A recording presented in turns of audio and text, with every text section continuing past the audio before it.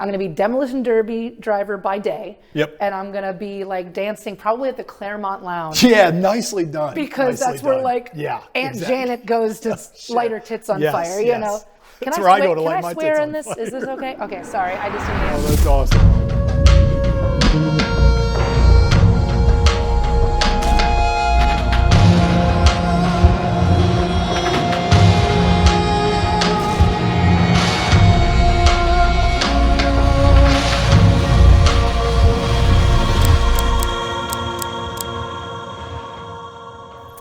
got my phone over there so we're not getting anything messed up. Oh, hey, everybody. This is Lzzy Hale of Hailstorm. Yes. Hi, I'm Lizzie. I'm from Hailstorm. I love to paint, especially considering that it's nobody's business yet. You know, it seems like this is not necessarily a dark thing, but the wonderful thing about every special thing that I've ever done in my life, including, my career in music, the fact that I can even call it a career is crazy. It becomes other people's business, and it's beautiful in some ways. It's also hard in other ways. But the wonderful thing about painting is that I haven't really made it anybody else's business. So nobody has their fingers in the pie. So I get to be free, and it's a wonderful tool to deal with all the messy stuff that goes in my head. So I'm very honored to be here with Ryan. Same. Ryan ended up basically outfitting our house with a few of his beautiful pieces, and he was so gracious to come over and help hang and then give us the stories behind the pieces. Cool. That was a good day. It was a great day. They look good in there. And it's by the lake, and it's like, it was so. Heck yeah. Glad to have you here. We're going to get into it and just see what shakes loose. Thank you guys for being here.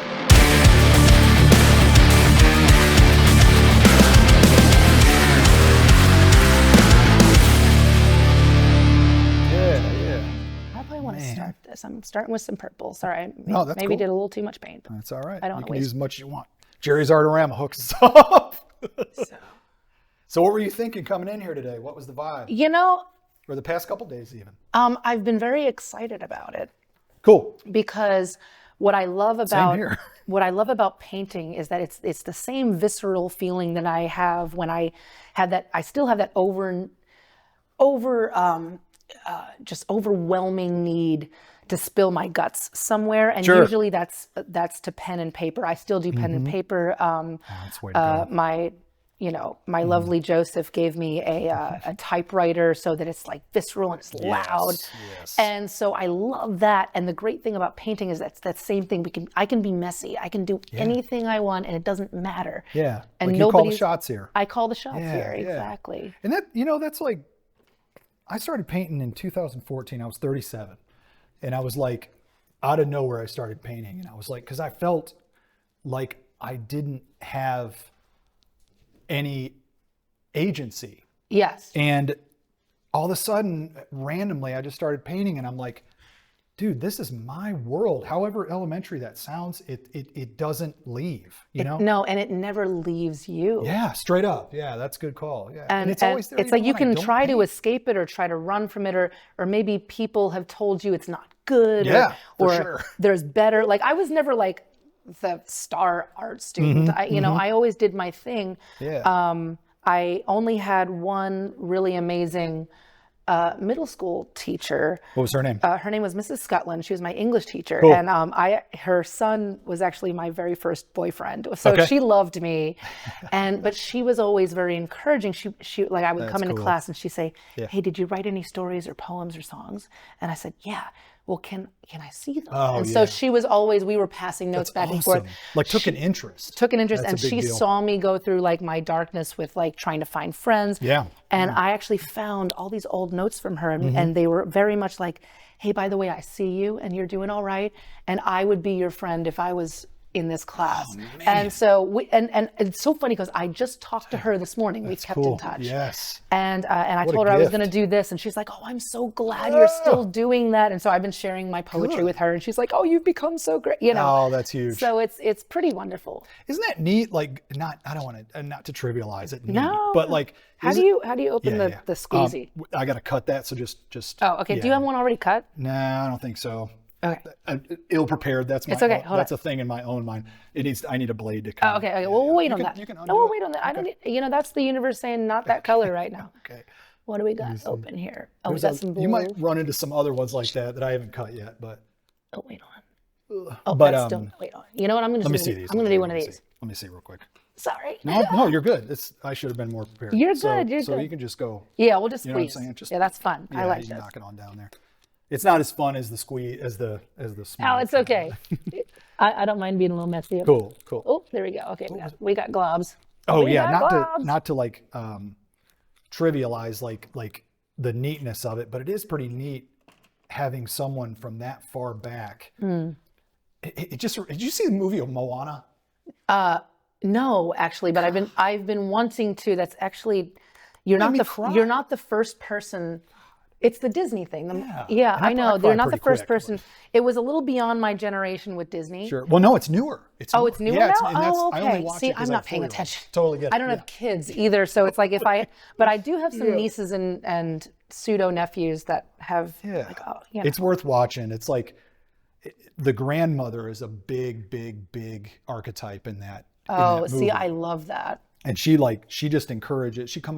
She dies and then she comes back in spirit to encourage Moana to save her tribe and all that. And that reminds me of your teacher.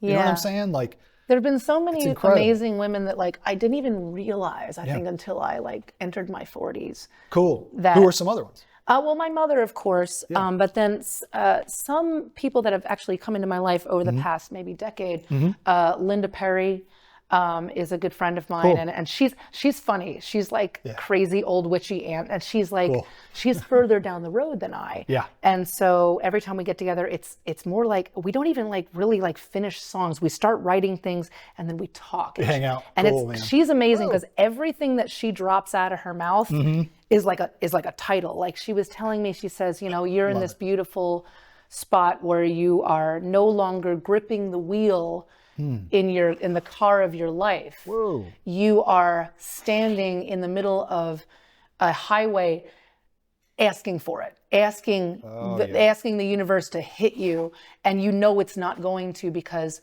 after everything that you have survived, like you shouldn't be here. Like we all shouldn't after everything that we have survived as women. Right. But you are somehow still here. So the universe, or the great divine, whatever you want to call it, your higher power, has this plan for you. And so it's always so wonderful getting together with her because she reassures me I'm on the right path because she's further down the road. Huge. How do you feel after you hang out with her? Oh, like, I always feel fulfilled, and I have like, and then I sit with my like notebooks and just write everything I can remember she That's says, cool. and then they leach their way kind of into our songs. Cool. And we've been trying to like collaborate or like record together forever, but we're always so busy, you know. Another one is she's a British writer, but she works a lot in Nashville. We ended up writing an amazing song for our new album, and her name is Amy Wadge. And the first time I met her, within the first, I want to say minute, not even 30 seconds, we became instant. Like we looked at each other, we said, you know what, I don't know. We've never met in this life, but I know that I flew your banner in some holy war somewhere. We fought together for the right reasons. And we started talking about our journey and about how we likened it to like Mount Everest. Yeah. Whereas like, why do people climb Mount Everest, right? Like, why do they do it? There's no trophy at the top. There's bodies dead along the way. No it's like you joke. lose a limb, your toes are gone. Why do people do it? You know why? Because we have to keep faith and we have to keep trying to get to the top. We want to see. And it's that big why as why I'm in the music industry. Like there should be no fucking reason why this was my like life dream, because I could have done so many easier things. What would you have done? I don't know at this point. Oh, okay, because, cool. Well, Okay, you know, okay. I do have some things. Yeah, hit me. Whereas the only two things I think that would have worked for me is either demolition derby driver Yes, dude. or stripper. Nice. And I'm a fan of both. And that's going to be like my retirement plan when I'm like not cute to do this stuff anymore or whatever, or if all of a sudden something happens in my voice and I can't sing, I'm going to be demolition derby driver by day. Yep. And I'm going to be like dancing probably at the Claremont Lounge. Yeah, nicely done. Because that's where like Aunt Janet goes to light her tits on fire, you know. Can I swear? Can I swear in this? Is this okay? Okay, sorry, I just didn't ask. That's awesome. I have the mouth of a sailor sometimes. That's incredible. Aunt Janet? Yeah, it just seems, yeah, whatever. That's perfect. I used to have an Aunt Janet, and oh, nice. And when we first went to the Claremont Lounge, that's in Atlanta, right? That's in Atlanta. Okay, yeah, it's pretty awesome. Yeah, on the east side of like 85. It's so entertaining. Yeah. I've never been to a strip club ever. Really? Yeah, oh, that's amazing. Never. You know, my partner Joseph, who's sitting over there, he never went to a strip club until he met me. Nice. You know, he's a a wonderful man. Grew up in Wisconsin. Yes. And where in Wisconsin, Joe? Hartford, right? Northern Milwaukee. Got it. Cool. Go ahead. Listen. Yep. And you know, he's my vanilla boy. Nice. You know, he's a nice little scoop of vanilla, but he's French vanilla now because he met me. So. Love it. So we're doing good. We're That's doing so good. good. We're a yin and yang. And y'all, the house that did you guys just move in, or was it? No, we just got it renovated. Okay. We've been in the house. God, how many years now, Joe? I keep forgetting. 8 years. 8. Okay. We've been in Nashville for almost 12 years. Damn, man, I didn't even know that. That's cool though. That's cool. Not that I should know that. Well, you know, you don't have to. It's a little like a. And time is elastic town, too. But, you know, time goes by and it's not always. God, it bums me out a little bit. You know does. what I'm saying? Like after I turned 40, and especially after I had a kid, it's like Groundhog Day. It's I know. crazy. Every day is just keeps going. And what do your days look like? When you're not on the road. When I'm not on the road, it's a lot of keeping my hands busy with other things. I'm working on a poetry book because I've compiled 182 poems spanning from the time I was 13 through now 41. Dude, awesome. And so I've been doing that. I'm also trying to start a tea line because I love tea, and that's become an obsession of mine. Health benefits, all that. Love it. And then also, it's not lost on me that I am a singer, and you know, it's synonymous with tea, so hey, why not? Yeah. Also, there's been a huge awakening with all of my friends and a lot of my rock star friends who have survived the gauntlet of this business are now sober, and so the tea thing is a good gift for people and a good thing to offer. Oh, because it's still thoughtful. Communal, and there's like the ritual of it all. And instead of the just getting. It's getting wasted every day. Yeah, totally. Look, I've been living with a bunch of boys in like a van, an RV, two RVs, a bunch of buses, planes. You know, since we all met, we've been partying. You know, and something that I've been doing systematically since I turned 40, I decided to, you know, I've been taking a break from alcohol and all of the drugs that no longer serve me. What I realized was happening with pot, because I used to be a really good stoner. Yeah. Like very functional. Same here, yeah. Amazing. Nice. And what happened with me, it was like a switch happened when I turned 40. It's like I have this opposite brain. Like people smoke pot to relax.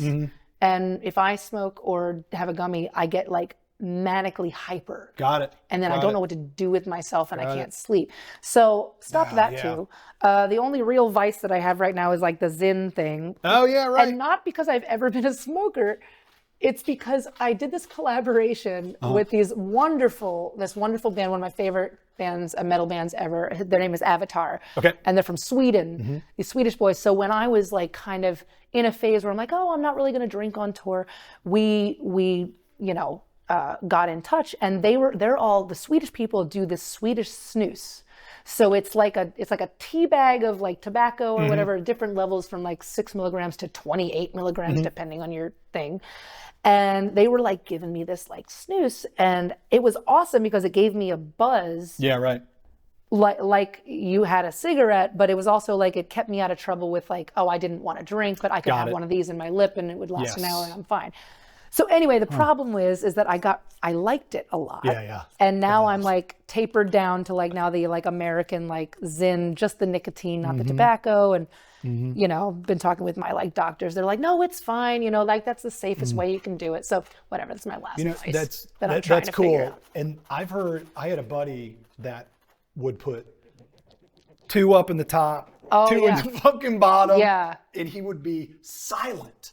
Yeah, because you can't really talk, and it's just like, fair especially with like the tobacco, it's gonna like drip, like even though like it's still like it's safer than like the dip. It's not the same thing as dip. Oh, okay. Like, but it's still like if you have enough in there, like it will like brown your and you're gonna feel the need to spit because you don't want to swallow the stuff. Man. I never saw that dude spit. He was probably swallowing that shit swallowing constantly. the shit. Oh, God, that's so man. nasty. Tommy. Oh man. Tommy is his name? No, just his tummy. Oh yeah, it's being a dad. It's Tommy. That's the other thing. Like when I was like getting into it, and then like some of my guys in the band, or like RJ, my brother was like, "Oh, let me try stuff," and then he got into it for a little. But then he's like, "It would make me sick," because it's like it just make your stomach upset, So anyway. Imagine it's kind of harsh. Yeah. Man. And it's like. The only drug that I really, really enjoy, and I'm going to reintroduce into my life since COVID, is mushrooms. Oh, you're going to say cocaine. Oh, no. I've actually never done cocaine. Nice. I've never done pills, cocaine, no heroin, none of the hard stuff, because I was always afraid. Well, we saw a lot of what not to do. Oh, you were up there. In the beginning. In Appalachia. Well, not Appalachia, but the area. I feel like. Well, the area was very, there's a lot of methy and stuff like that. Okay. It's it's like Pennsyltucky. Everyone's looking for a vice somewhere. But truly being on the road, and our first experiences touring, everybody was pilled out, gacked out, alcoholic. So we learned a lot about like cocaine, like just that crazy cocaine upper stuff, and the pills that would like make someone become a totally different person. So we were kind of scared of it in the beginning. So we were very lucky to not get into any drug problems like that. Like the only thing that we've ever done is drink and occasional pot and some mushrooms. Ooh, those are fun. Let's be honest about it. Now the mushrooms are my favorite. God, me too. Because when I did that for the first time over COVID, because I'm like, I got all this time, let's just sit out on the porch. And it was beautiful because it was always visual for me, and I would like talk to faces in the floor. Yes, love it. And then I would, and then like I would create music, and it felt like it wasn't even me creating it. Like there was all these beings that were like, I got to know recently, I had my first kind of, I don't know whether I want to call it a paranormal experience. Come on with it, please. But there was a woman that spoke to me. This is not when I was on mushrooms, because I actually haven't done that since COVID, and I'm going to reintroduce this into my life while we're home, because I think that it would be lovely and helpful, especially with me and Joey, because we love creating music together, and I would love to explore that with him. But anyway, got it. So this is me being totally sober, not on anything, and in the middle of the night, this happened about a month ago. I was in my bed and I couldn't sleep, and I was being spoken to, and it was different than the voices in my head. You have your intrusive thoughts. Different. It wasn't intrusive. It was like, hi. And I'm like, and it was like, I didn't push it away because I'm like, I don't know what this is. Kind of freaked me out a little bit, like almost like, who's talking to me? Like, is there somebody in the room, And I was told to, go into my bathroom. So like, it's just like, go to the bathroom. And I have this hand mirror that was my grandmother's, just like an old, like makeup mirror kind of thing. It's like a hand mirror. It's very hefty. And she was instructing me to first drink some water because I need to stay hydrated. It was like this weird, almost like she's looking out for me thing. And she's like, and I would like for you to face the light in the window and look in the mirror. And I swear to God, and that makes me sound so crazy when I say this shit out loud. I'm with you. But so I looked in the mirror, but instead of seeing my face, I saw this other woman. She had this kind of rounder nose and dark features, but kind of lighter hair. And it was like, okay. And I set it down. And then she said, hello, you can call me Nim. And I would like to tell you my story, and would you be able to dictate that into your, like, just write it down. So I sat under my covers, because I'm trying not to like wake Joey up. I sat under my covers with my iPad, and she just dictated this story to me. And I'm not sure if I sent it to you, but it was the story of the Lady of the Lake. And it was the first two, it was, were like the precursor. And then she says, okay, now let me tell you things from the beginning, and this is going to get intense. And I don't write about other people. Like my MO is always me trying to figure out the mess in my head.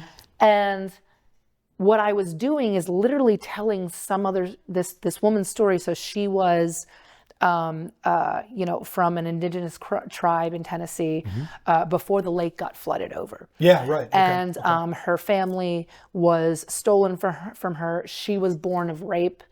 And that's why she had lighter hair. There was a blonde man with blue eyes that raped her mother, and she was born out of that. But when the raids were happening in her tribe, she escaped to the rivers surrounding, and she kind of raised herself in the woods, and she saw everything happening. She was very aware, but she kept to herself so that she would not be found. And then her heroic story that she told me in the end is that she actually ended up going back and murdering most of the people that were she took names. She was up in the trees, covered in mud so she wouldn't be seen. Yeah, right. This was the wildest thing I've ever done, because it wasn't like I was writing the story. It was, she's dictating it, I'm writing it as fast as I can. It's kind of a funnel. And when it all came out, usually with my spillage, I got to go back and be like, okay, there's bad spelling. This is not what I want, and this was all written like it was just told before a million times, and I didn't have anything to say. And so when I credited, I was like, poem by Lzzy. I'm like, no, and Nim. And then, so the next morning, here's the weirdest thing, right? So the next morning, I usually have a little cup of tea before bed. So I had my teacup. What's your tea that before? I like a raspberry hibiscus tea. It's kind of like a ender, it reminds me of wine, and under my teacup, on the little napkin that I had, there were the whatever collective stain and tea leaves that were there. And it literally looked like the profile of the woman that I saw in the mirror. So I kept that. And then I'm like, so who is Nim? So I'm looking this up on the internet the next day, and I'm just obsessed with it, trying to look up different tribes, their language. Where's an N name? N-I-M. Couldn't figure it out, right? There's no N. There's a bunch of other stuff. I guess they didn't use N, in the transcript. Anyway, so then I look up, well, what is this Lady of the Lake? What is this? What is the folklore, the history? The fuck did I find as soon as I looked up on Wikipedia that the name that she was given in Greek mythology, and also in I hope I'm saying this right, but with the indigenous tribes and all of that, the Lady of the Lake, Nimbue. Oh, crazy. Nimbue. And I'm like, holy fuck, this was real. And so then I'm like, I was trying to figure out who I'm going to tell this to, because there are a lot of my friends are very supportive, but a lot of them feel like my poetry is a cry for help and not just art. So I'm trying to figure this out, right? And so so I told Joe, and I told I told my tour manager, Michael Mahar, who has been a dear friend of ours for years. He's worked with us very long. And he said, holy shit, when I told him this story, he says, I met this Lady of the Lake because you guys went to New York. He was staying with us for a while. He says, I took a bunch of mushrooms and I was at your piano. At the house? I was at the house, and I was at your piano, man. And I was making noise. And he's like, and then there was a knock at the back door on the porch. And he said, I looked around and there was this woman with blonde hair out on the porch. I swear to God, he's like, I'm probably tripping, but I saw a woman. Fine. He's seeing something. And then he says, I went over to open, be like, hey, what's up? And she was gone. And I'm like, what the hell? Wow. So anyway, it's been very, that's been my newest magical experience. And I'm not scared of it. I'm almost honored that I've made a new friend. Yes, I feel the same way. When I was young, when I was 3-4 years old, hallucinated a lot. Oh, And interesting. yeah, and my mom had to put me in a cold bath, and because she would call it being delirious, and I was like, I remember seeing different figures, huge spiders. I would Oh, see wow.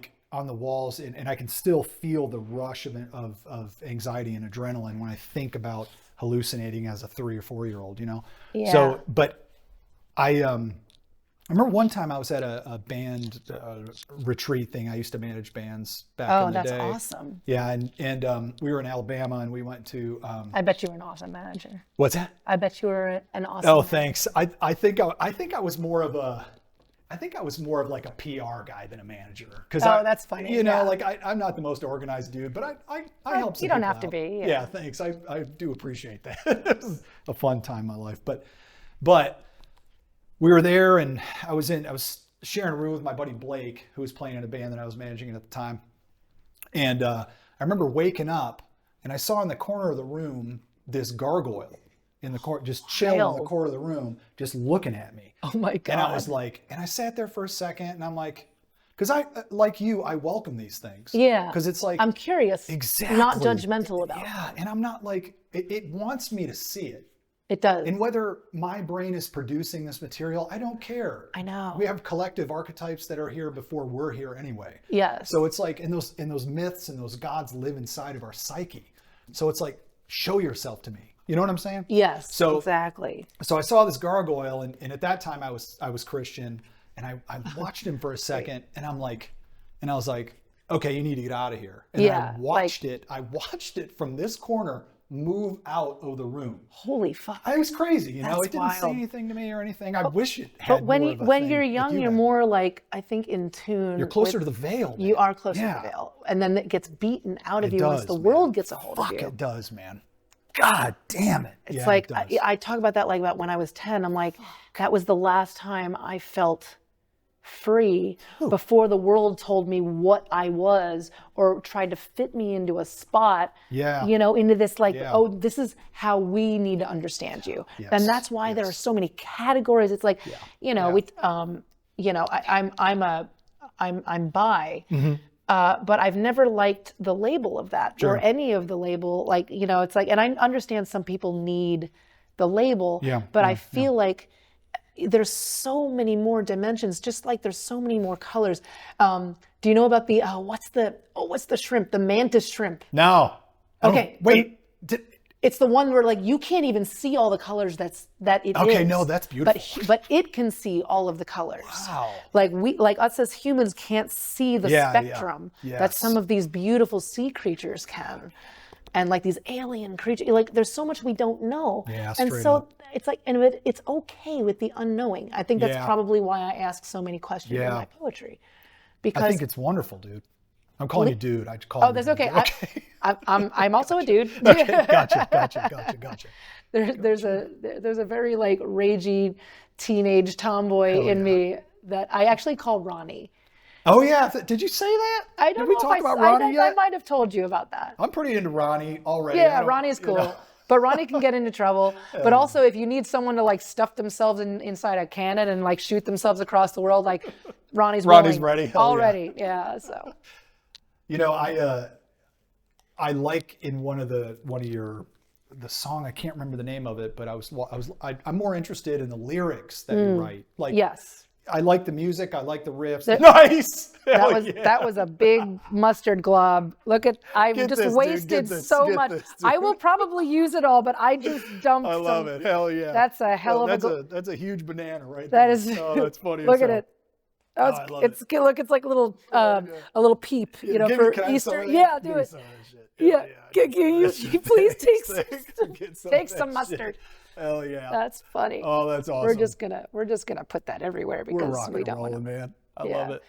So Oh yeah. So I Yeah. was reading. I like the songs. I like the what you're doing as a band, but I think I'm really drawn to lyrics, man. Yes. Because I played in bands, sang in bands, and just I'm a writer too, and it's like I want to know what the fuck someone is up to. exactly. And I may not like the music As nice. Oh, that's good. Oh, I love You know, where you that can kind of shit. get the in Yeah. between. Yeah. Yeah. Starting to get there. That's Oh real God. good. See, I'm just Good making, deal. I'm Yeah, do your making, thing. You I'm got making that, you got messes. that, We're making that run messes, there. That's cool.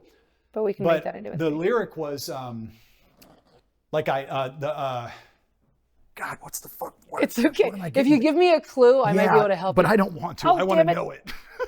Damn it. I'm just. It's Wicked Ways. Oh, yes. And you were saying, I have all these things, and I hear Maynard from Tool talking about this, and it's like a Jungian concept of all of this darkness exists in me, Exactly. you, everybody. It does. And when It doesn't mean that you're evil. exactly, Yeah. exactly. And like the more you can become conscious that it's there, it seems like the paradox happened that it makes you a better person. It does. Because you realize how dark you can be.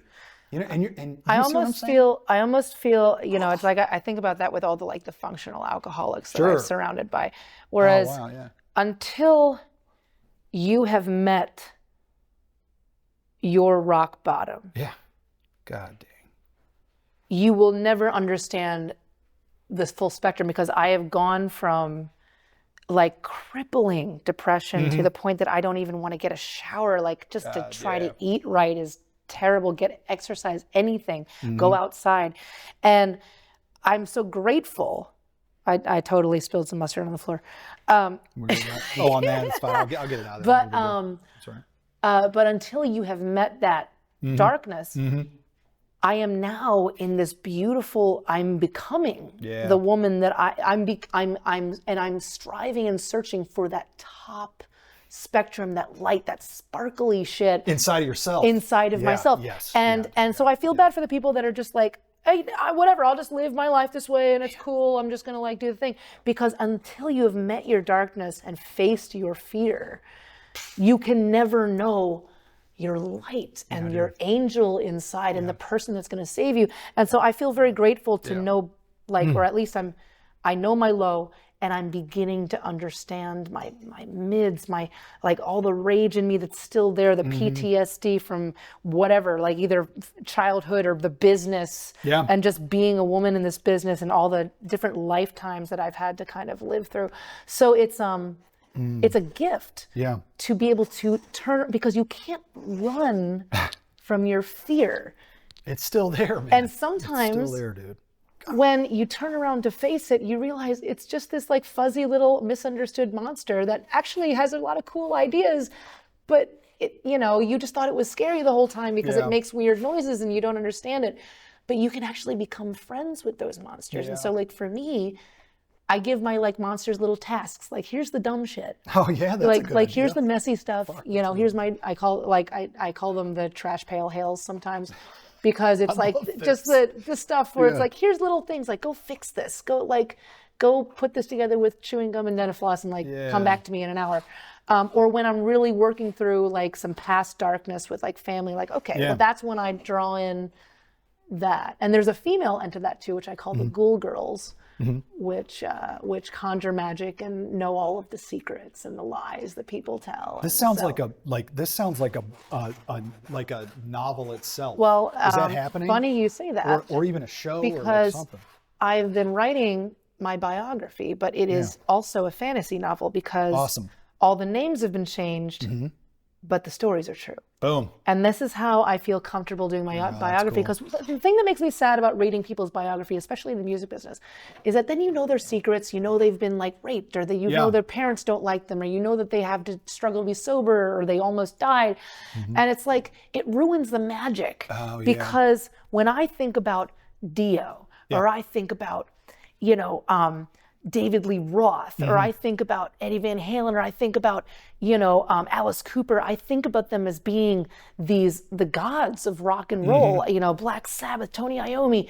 I don't want to know that like their mom didn't like let them suck on their thumb, you know, when they're kids. You know, it's like I want to create that. So for me, why don't you want to know that stuff? What does it do? Because I think that it ruins the joy of because people always focus on people's struggle and not on their recovery, or not on their joy that comes on the other end. And I feel like a lot of fans and people that aren't willing to understand and deep dive, you know, are seeing you know, people like Eminem or people I was like, thinking the same person. or Yeah, people yeah. you know, my good friend Rob Halford, he just celebrated his, like, I don't know, 25th anniversary from when he got sober.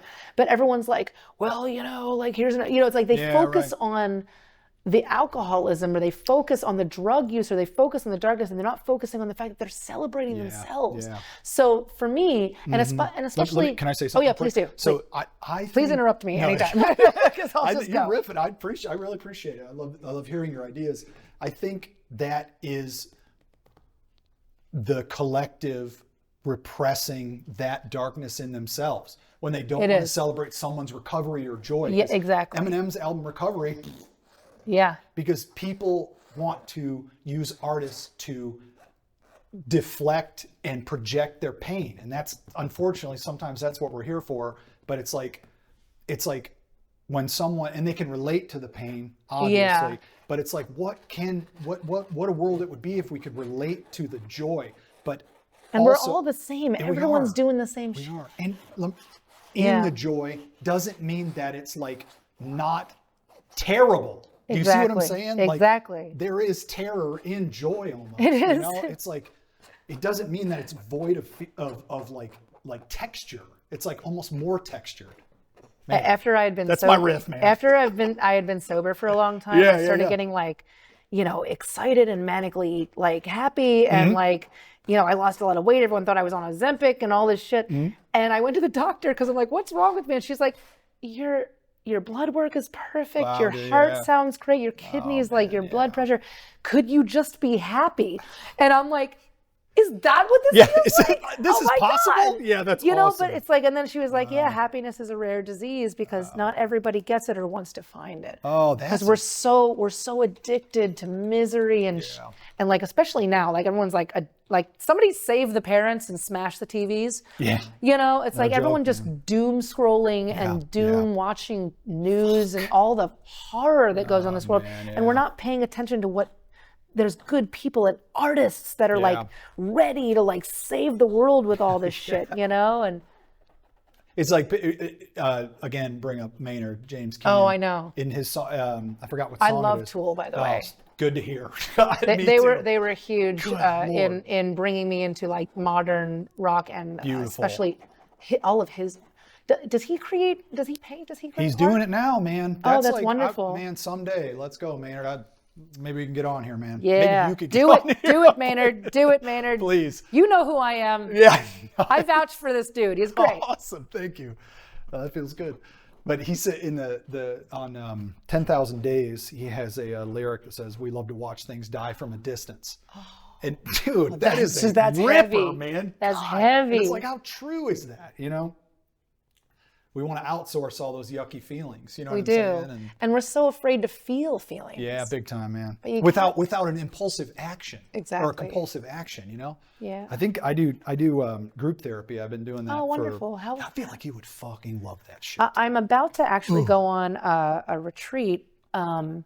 I leave Thursday Yeah. for from the 6th to the 12th. I'm going to this place called Onsite. Oh yeah. Outside the city. That's It's for the great. first time. It was like suggested exactly where by that's my at. therapist because she's like, I think you need to like find your group people and there's gonna be like communal dinners and Yeah. I think I'm gonna like see a horse for the first time since I was on the farm. So it's gonna be Beautiful.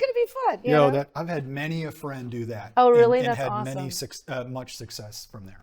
Oh, that's So really that's good really to hear cool. because it's new for me and Man, that's really I'm a little encouraging. like terrified and excited about it. Cool. What a cool thing, Lzzy. Wow. Not many people get on here and say the things you're saying, and I'm just so grateful that you are uninhibited saying these things because Well, thank you. yeah, it's hard to find. It really is, and I understand people want. It's hard to find people that will actually not just listen but hear Yeah, what I true, have to yeah. say too. Yeah. I find myself really just kind of pouring it into songs and lyrics and our Clearly. journey because you know a Yeah. lot of my friends mean well, but they are concerned. Yeah. You know, but then also I have these wonderful people that have. I'm learning. I've been introduced. So my little brother just got married. I have a new sister. Oh, And congratulations. get this, her name, her initials are, well, she's Emily Madison Hale. I'm Elizabeth May Hale, so we both have the same. my It's God, really why all the all the Stuff connections. comes together, But yeah. she was an only child, so she never had a sister. So like she's shown me what true sisterhood looks like. And do you need some crazy Yeah, let me get stuff some. going I on? don't There's even know what some that weird is. Yeah, stuff going on. appreciate it. Good deal. But I want to share my mustard. Yeah, thanks. But I, like I said before, I always had like trouble, and then Emily has opened me up to like all of her wonderful girlfriends, and like bosom buddies that's huge. Yeah. that have just shown me what true sisterhood is supposed to feel like. And it's like I didn't even have to try. They just like it happened, and my brother gave me that amazing gift by marrying this wonderful woman. Wow. And so yeah, like even though there is a lot of darkness outside in the world and there's a lot of craziness happening every day, I've been enjoying being in my bubble and having my people around me and everyone supporting me and seeing me for everything that I am and everything that I'm not, Yeah, I bet that's kind of tough. I mean, for anybody, and also I'm not trying to dismiss it being you that I'm speaking. Oh with. yes, of course. Like in a in a life of constant sight that people expect you to be a certain thing for them. Absolutely. Yeah, it's a lot of take, and tough, when I was, I never got into this for fame, and when that kind of happened in a bigger way, we won a Grammy. Oh, I didn't know that. In 2012. Fuck. Awesome. For our song "Love Bites So Do I." It was actually is the last time that category was ever a part of the Grammys. It was best. Sorry, Joe. Clarify for me. It was Hard rock metal performance. Hard rock metal performance. Got it. And we were up against like our idols. It was like Lamb of God, and it was Marilyn Manson and Megadeth, and Iron Maiden maybe. I forget what the other one was, but we were all, we found out we were nominated when we were in Madison, Wisconsin. Yeah. And we didn't even think we were on the Recording Academy radar. Like we're just a lowly rock band doing our thing. This is our second album that we had, so we're on tour. And I sat down at the piano to kind of do like a little ballad thing. And then Joe comes running over the stage and he just yells in my ear. He's like, "We just got nominated for a Grammy." And I'm like, "What?" That's incredible. And so it was so beautiful that one of the photographers in the audience got my face when I heard it. So my face looks like somebody died. Wow. So everybody's like, the audience just got quiet. They're like, "What happened? What happened? What happened?" So I just turned to the audience. I'm like, "We were just nominated for a Grammy for our song "Love Bites So Do I," and it was like the roof blew off. It was such a celebration. The rest of the set was like a blur, But anyway, I called up my manager. I'm like, "What does this mean?" He's like, "Well, you get to go and you'll be invited to some parties and probably get to meet a lot of cool people, and you'll go and sit at the pre-tel and wait for your category, and you might actually win the damn thing." That's awesome. So we all had very serious. I was like, "Guys, look who we're up against. We're not winning the Grammy, but it's going to be so much fun." So I took my mom as my date because I called up my mom and she was like, "Oh, you're going to have so much fun." I'm like, "Mom, remember how that was like the joke when we were like growing up?" I'm like, "If I ever win the Grammy, you're my date." Yeah. So you're my date. She's like, "What?" So she's so stoked. She's so stoked. Oh, that's awesome. And so we got to go, it. and then so we're sitting there, we're waiting all day, and they don't have any snacks, and like you think they could? Oh my God, it's like terrible. We gotta figure this out, people. I love y'all, but come on, some snacks. So we're starving and we're waiting for our category, and we're sitting there. Yeah. And then so they get to our category and they open the envelope. They say the Grammy goes to, and they don't say Hailstorm. They say Love Bites So Do I. So we hear the L and we're like, "Oh, it's Lamb of God." And so there's this collective silence, and then we're like, "Wait, that's us." And my brother, who has been waiting for this moment since he was 8 years old or whatever, my brother, we're very opposite. Like my brother has been like, "Where's the camera? I'm ready." He's like never been afraid in his days of life. I've been like terrified, but I've been like, we're like Pinky in the Brain. I'm like in the brain, he's Pinky. He's like, "I'm there for you." We've always had that beautiful dynamic. So RJ goes running toward the stage. And I'm like, "Oh no, little brother's gonna bogart the mic. I have things to say too." So then I'm running toward him, and I'm in this dress that I'm tripping over. So then the guys, Joe and Josh in my band, are running after me saying, "Don't fall."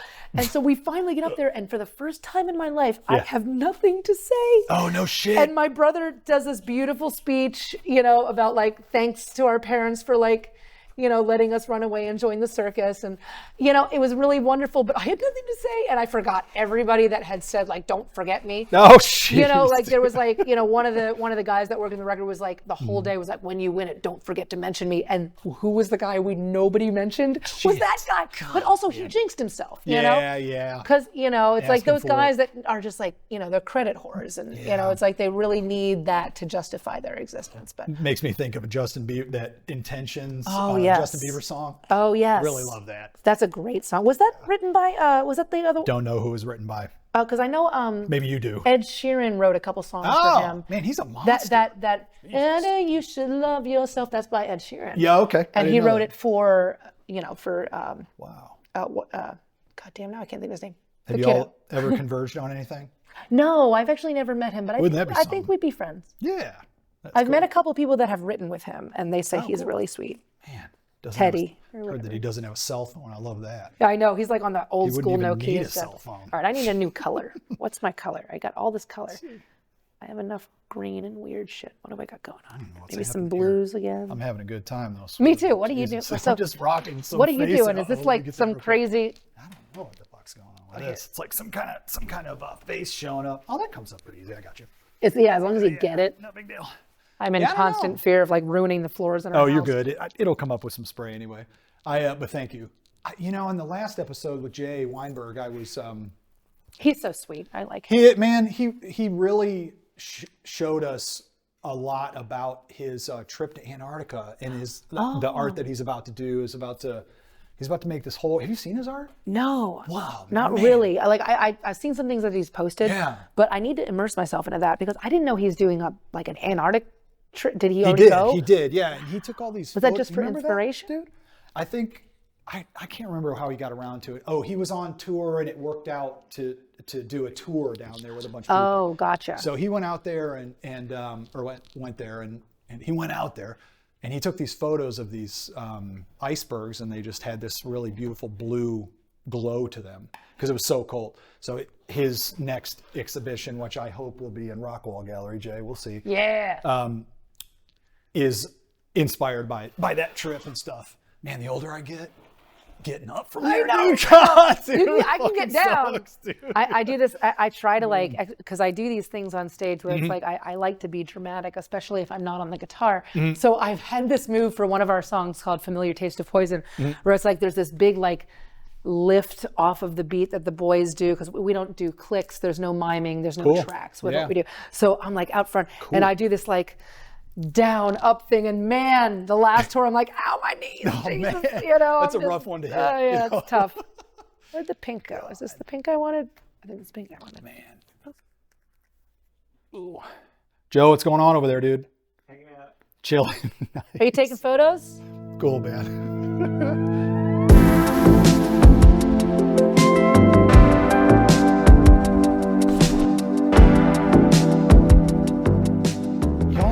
Y'all have diehards, We do. like a cult. Yeah, it's very fucking culty awesome. sometimes. Yes, It's awesome. Like, it's like they almost know Lord. more about us than we do half the time. yeah, like researching. That was I noticed that just looking at Instagram and stuff like that. I'm like, man, these people are really, really down. It's really cool to see. Yeah, it's they're really wonderful. They call themselves the Freak Family. Oh, you mentioned that earlier. And then we have the lesbians, the Lizzie Birds. Incredible. And the lesbians are not are not just lesbians. They tout themselves as their own sexuality, and it's just all things. They just love me. Got it. In whatever way, and it's really that's so globby. I like that. That's a good lab. That got frozen. I just used that. I love left that. It. Yeah, I left it in my car. It got frozen. Maybe I got to freeze my shit more often. There you go. Man, what's next for you guys? I saw. Is it a? Yeah, go ahead. We're about to release an album. Cool. It's our opus. It is, I think, our best album that we've Kick-ass. ever done in the 20-some years that we've been on Kick-ass. Atlantic. It feels like back to the beginning again, when we all first met and started creating together. There's so much ownership. I think it's probably the first album since signing with a major label that I feel complete ownership over. Awesome. And it is both part. It's my story, but it's also our story, you know, as a band, and our climb, you know, up our personal Everest. You know, it's like kind of what we were talking about before, and there's all these beautiful songs, and there's there's more questions than answers this time. Like I've been, you know, I've been definitely a champion for women's empowerment and mental health, and a lot of my past albums, I've had to kind of create an answer. Like we have a song called "I'm the Fire," where it's like I reassure everyone it's going to be, you are the one that you've been waiting for, and so there is an answer to the story. Whereas this album, I didn't want to create the answer because there is a darkness that is real, and sometimes it always prevails. You know, sometimes. And especially now in this world, that was in that poem I read today. I know all of there's a lot that's I love it. It's so it's funny to introduce these poems to our fans too, because then they're like, wait, is this going on the album? Is this a clue? Like they want the Easter eggs, you know? Yeah. That's cool. But like for me, it was important to have more questions than answers, because it's okay not to know either. Yeah. Because just because the darkness prevails does not mean that we fail. Yeah. You know, and that's kind of why, you know, some of your paintings were moving me in that direction. And so I wrote that poem today. Oh, really? Basically in preparation for this. Holy shit. Wonderful. So it's, wow. But it was, what a cool thing. Because I think it's important. It's like, we didn't fail as long as we keep trying. Yeah. As long as we keep going. And, you know, we're going to like fall down off that mountain. There's bodies along the way. It's like, you give for us, it's like, it's so hard to know you're giving your life for something, knowing that it can all be for nothing. Right. You know, but that's what we do. Yeah. That's what we do in rock and roll. That's what we do in art. We have to immerse ourselves in this. Jeez, you're right. Anyway, please, you should speak, because I'll just fucking preach all day. It's really cool to hear, and I'm you know, the theme that I hear from people about myself is like, this is odd to say, but it's what I've realized over 47 years or however long I've known, you know, that I have purpose and worth. You know what I'm saying? Oh, I know. Isn't that what we're all like? It's so weird, man. But it's like just that. No, it's okay. It's okay. I have my rag. I'll fix it. I get rags. But it's like that. I'm not stopping. You're not stopping, exactly. No one will stop, and you can keep allowing yourself to know different parts of yourself, even the ones that are fucking terrible to look at. I know. You know, it's like, ugly. Yes. God, and it's.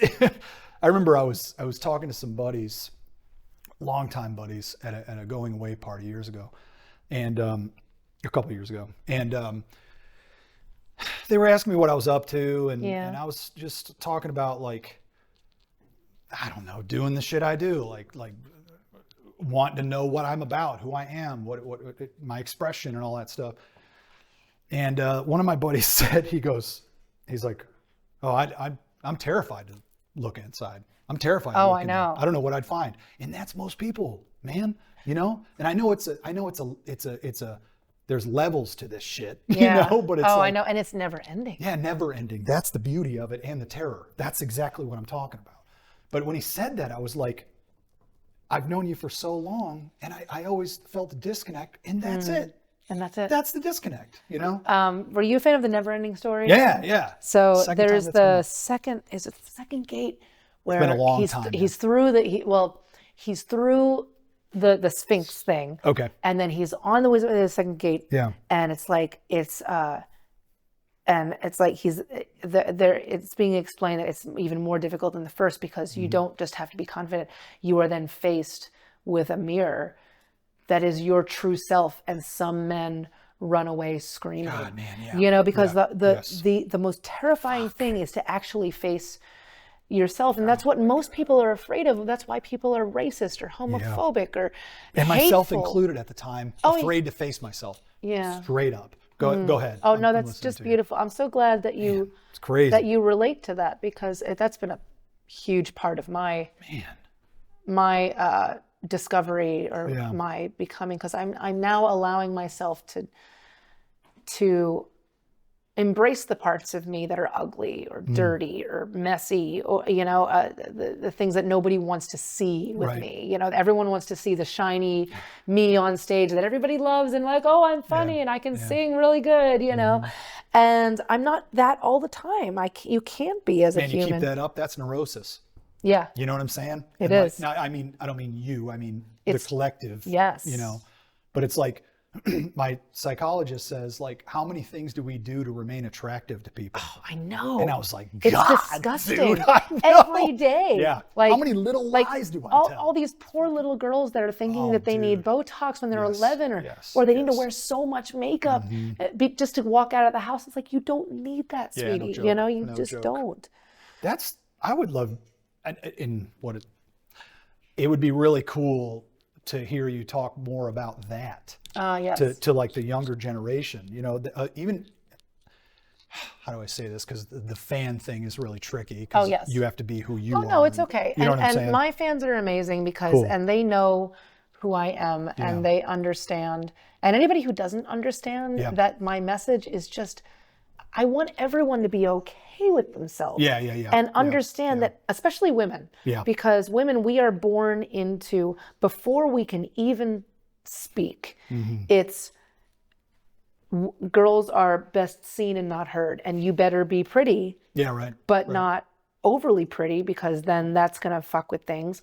But then also you should be. What does it fuck with? What does it Well, fuck I with? think that people that are told, little girls that are told that they're pretty from the time that they are young and they are stunningly gorgeous, it stunts your growth as your self-worth, because you're being told that the only worth that you have is being pretty. And most girls that are born that way, and they can't help it, they're just gorgeous, like myself, I'm kidding. But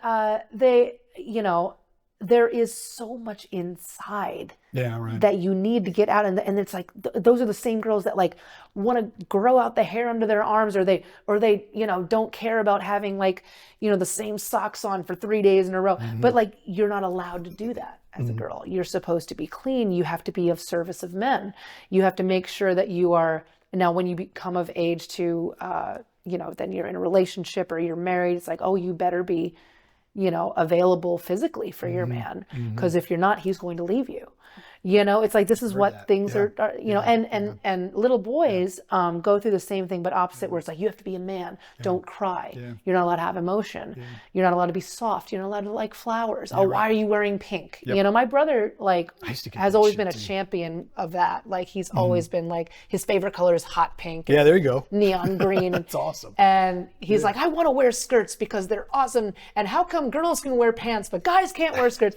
It's, it's all backwards. Like, it's people that if you are not immediately understood by someone, they're going to try to find a way to mold you into something that they can understand, because they are too afraid to be curious. Yeah, right. And we watched Ted Lasso, that whole series. I love that series. But there's a great episode where it's like, if people were just curious about me and not judgmental, they would have asked questions. Yeah, right. Instead of putting up a wall and saying, well, you're weird. Yeah. And best burn ever. And think about what happens to like both young men and women, what they do to their bodies to be thin or to be model-esque. Or it's like, they're chasing after this happiness that is never satiated. It's like, if I just fix my nose, if I just do my eyes, if I just have this, if I just have long hair, short hair, whatever.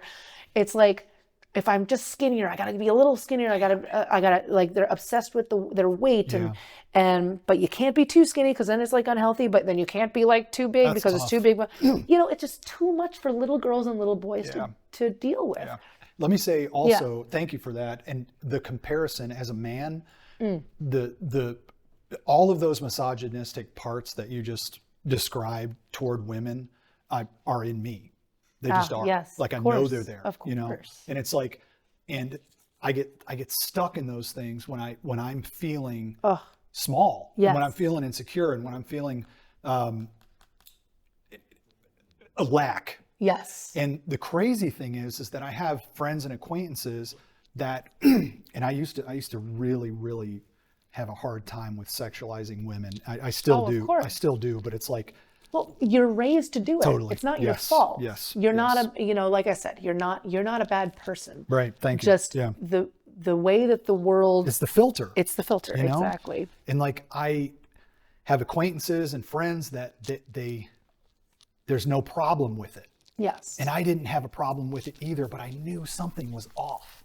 You know what I'm saying? Yeah. And so it's like, once I realized that, oh yeah, I sexualize almost every woman I see, I was able to be like, how can I work that back? Yes. And then when I see that happening with these super, alpha is such a goofy thing yes. because there's Well, such a yeah. vastness above alpha. Of course. And it's gotten a weird yeah. When I stigma see with that, it too. I'm just like, dude. Well, my Get dirty out. secret is, Yeah. I'm bi, and Yep. I also sexualize women. Like Got it. I think every time Awesome. a gorgeous woman comes by, I'm like, hi, Yeah. hi. It's like, hey, hot, okay, And and there's it's something like, to it. They're hot. but it's also like, to me, I've been trying to like reapproach that language as in like, if I do see a woman that I think is stunning, I want to tell her that, and I said, hey. Yeah. You're so gorgeous, and then I walk away. I'm like, Yeah. not being weird. Yeah. But Like, I that's all think it that needs. more girls, especially the natural, like think about not the stereotype of what America deems a beautiful woman, like not like poor Britney Spears, like I understand. those types of Yes. idols that these women look up to. Right. I'm talking about the unique beauty, like yeah. the big nose, or like the or the the eyebrows are bushier than but natural, and like it's like those women excite me because they are reaching within themselves and owning it. There's a woman that I met when we were first making our first record in LA, and I was working in a studio, and I was on my way to the restroom, as I do. I drink a lot of water, and that happens. And and this woman came walking down the hall. Yeah. And she had on these platform like go-go boots and these big, she was already tall. She was like a 6 foot long, gangly woman. And this big nose with these huge like Sally Jesse Raphael glasses. Yeah, right, yeah. And I just turned her, I'm like, I love your whole thing. And That's awesome. And she turns to me like, and it's funny because I don't know who she was. I never saw her again in the studio, but she turns to me and she says, I was always teased because I was tall, so I wear heels. I was always teased for my big nose, so I wear these big glasses to accentuate my nose because these are the things that nobody can take away from me. And I'm reversing the rhetoric. So like everything I was teased, I exalt now as my superpower. And I'm like, awesome. And then, whatever, I went to pee and I never saw her again. I didn't even know her name. Yeah. But Wow, but what a I gift. think about that a lot, especially when I feel insecure about myself. And I'm like, you know what? Whatever, man. It's like I got these long, gangly fingers. Like when I was in middle school. Guitar. Yeah, I mean, get it it. works. Guitar, piano, and now painting. It's all over the place.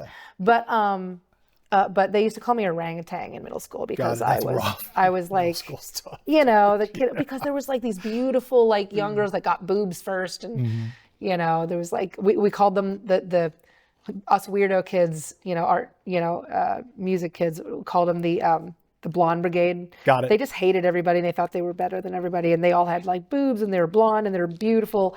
They all wore like these awesome like bras that they were allowed to have, but we weren't because we're 14. Oh yeah, right. I didn't even wear makeup until like maybe mascara like when I was 15 when we started playing gigs.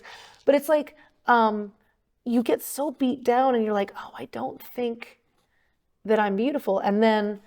Kind of full circle with my English teacher, Mrs. Scutland, and then beautiful. When her son and I started dating, her son always thought I was beautiful, and then I was cool with all his friends, and we've kept in touch too. Actually, he is an English teacher or a literature and English teacher in outside of Hong Kong, and so he teaches these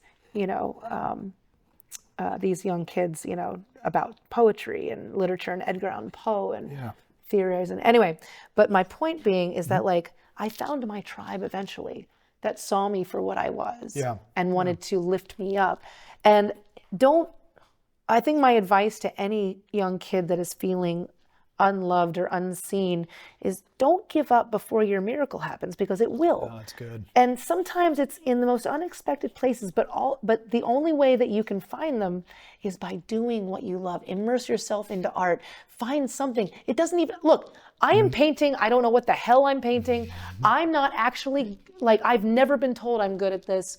Nobody is, like, sometimes I post some things, they're like, oh, cute, but I'm doing it for me because I know through that I found you. Yeah, cool. And now Yeah, I'm like, my tribe is widening because I'm just doing what I love. Totally. And Yeah. and not being afraid to be unapologetic about it. I just want to say, as an encouragement, maybe this is for me, I don't give a shit, but when I'm reading your lyrics and listening to your songs, and I watched a couple parts of interviews. I didn't want to watch a ton because I like to get to know the person, and I don't without somebody else's exactly, or have a tainting preconceived it, idea, but you really have a way of being like there's the song that says deal with me. And I'm like, man, she is really, really, and granted, I am a crazy person in my mind. Yeah, me too. Oh God, I'm like, what is wrong man. with me? Yeah, Some days I'm just like, am I actually going insane? Like, there is some mental illness in my family, and maybe that's happening now. but thank you. Yeah, you're welcome. And it's on, but that's on the way to that centered place. Yeah. And anyone who faces themselves is guaranteed to run into the monsters inside of themselves. Absolutely. That's why everybody pushes it off. Exactly. So I'm just saying. Because it's uncomfortable. Exactly. People don't like being uncomfortable. They like being safe, and they like Still don't. feeling secure. We all do. It's like, just because, and that's, I mean, music has shown us that as far as the band goes. Yeah. Like, every night, like, we don't play to tape. We don't play to click. We don't mime. It's all of us actually plugging in and playing like old school, like real rock and roll. On, man. And every night we hold hands and we jump off a cliff together and hope we packed our parachutes right. But we know there's a trust. Yeah. And we talk a lot about this, how like trust is love. Love is trust. Big time. There's a trust within each other that everyone's heart's in the right place. No one's going to try to screw themselves out. Yeah. There's no ego involved. Yeah. We know that we are better together than separate. And even if the train gets a little off the track, we know how to right it. Huge. And it's become such an anomaly because there's everybody. Yeah. Like anyone that you can probably think of that's popular right now, even in rock and metal, is not actually singing or playing.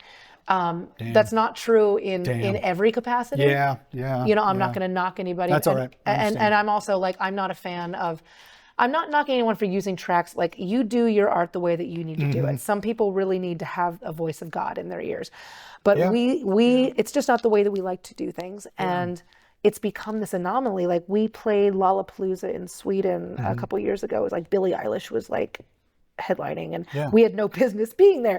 We're like this like rock / whatever old school. It's not like old school Lollapalooza. Yeah, not old school. Right. So we played it. I forget, like maybe 3 p.m.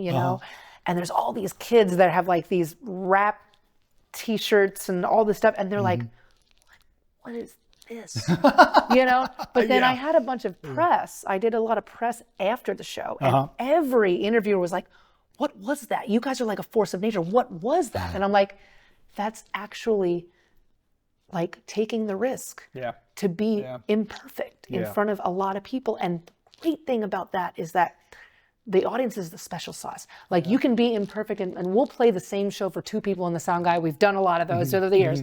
We've been a band, the same 4 members for 21 years. Nice. But there's something amazing happening when you, like, after the first or second song, everybody gets it. Oh, you and can they're feel with you. it. See it, and then they are the wind in your sails. And then you just have this amazing moment. You get to touch God. Yeah, straight up. And make moments that will never happen again. And yes. And then we're always trying to top the last show, and it never works out. So we have a lot of fun. Oh, it sounds I'm very grateful for my bandmates. They're my heart and soul. So. Gosh, I love the way that you articulate yourself. Oh, thanks. Yeah, just even in speech. Sometimes I just feel like I'm rambling to the universe. And I get dyslexic, and then I get lost in my thoughts. I'm like, what was I talking about? I don't know. Do you deal with ADD or ADHD or anything? I've actually over the past couple of years have been diagnosed with adult ADHD, Got it. and which is different do for too. women That's why than I'm for asking. men. Yeah. I discovering. Tell me about it. Men, it's more of a physical. You get the hyperactivity or the obsessive compulsive, whereas with women it's more internal. Like it's a constant. I'm constantly manifesting in my head. I'm constantly doing 3 different projects at the same time. Okay. And sometimes it's like school's out, nobody's in charge. But I've been working. I have the most amazing therapist here in Nashville, and she has helped me compartmentalize, and also, nothing is an emergency and nothing has to get done right away. But there is a balance. It's always a balance. It's you're fighting for that calm balance of like, even today I was working on not only trying to figure out what our album cover is going to be, but also what our first music video is going to be. And then I was writing the poem for you. Yeah. That's a lot going down, man. And that was happening all this morning. So, and I don't mind being that way. But Cool. anyway, are we done? Is this what's happening? Yeah, okay. I think we're good. I'm good. Nicely done. I don't know what it is. But you've been working this whole time, and it is honestly, it's a feat to not stop. Because I wasn't sure if I was going to be able to multitask like that. Nailed it. And you get in a trance when we do this. It's like, it's really cool. I appreciate you being here. Oh, of course. I appreciate you having me. Can I give you a hug? Yes. Hell yeah. Thanks. Thank you. Heart to heart, man. Same. Lzzy Hale, I don't have anything else to say. I'm really happy right now. Well, I'm so grateful that you had me. And Ryan, I hope that you and I are friends for a long time. Thank you. I got your back, man. Thank you. I appreciate. I feel it too. See you later. You know where to find her. Bye. Just Google me. Yeah, it's there you fine. go. Nice. Fucking awesome. Yo. Wow. I don't even know what that is. Thank you Seriously. so much, honey. Awesome. Thank you. Awesome.